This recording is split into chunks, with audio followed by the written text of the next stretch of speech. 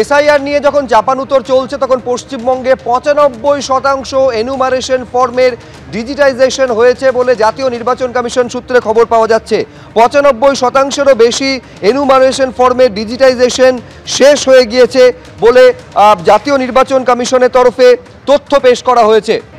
Delhi election commission তরফ থেকে কত ডিজিটাইজেশন হয়েছে দেশ জুড়ে যে 12টি জায়গায় এসআইআর চলছে সেখানে রিপোর্ট দেওয়া হয়। আজকে যেটা ইলেকশন কমিশনের তরফ থেকে জানানো হয়েছে সেটা তারা জানাচ্ছেন যে পশ্চিমবঙ্গে প্রায় 100% এনুমারেশন ফর্ম দিয়ে দেওয়া হয়েছিল ভোটারদের কাছে এবং সেটা ফর্ম ফিল আপ করে তাদের কাছে বিরোধীদের কাছে চলে এসছে এবং তার মধ্যে 95% থেকে বেশি ফর্ম ডিজিটাল করে দেওয়া হয়েছে, অর্থাৎ ডিজিটাইজ যেটা আপলোড করতে হবে ওয়েবসাইটে সেটাও হয়ে গেছে। পশ্চিমবঙ্গের যে স্পিডে কাজ চলছে সেটা অনেক রাজ্য থেকে তুলনায় বেশি ভালো চলছে এবং বিশেষ করে উত্তরপ্রদেশে আমরা দেখি সেখানে এখনো 80% হয়নি, যেখানে পশ্চিমবঙ্গে 95% ফর্ম ডিজিটাইজ হয়ে গেছে এবং 4 তারিখ ছিল আগে লাস্ট ডেট, এখন 1 সপ্তাহের জন্য বাড়ানো হয়েছে।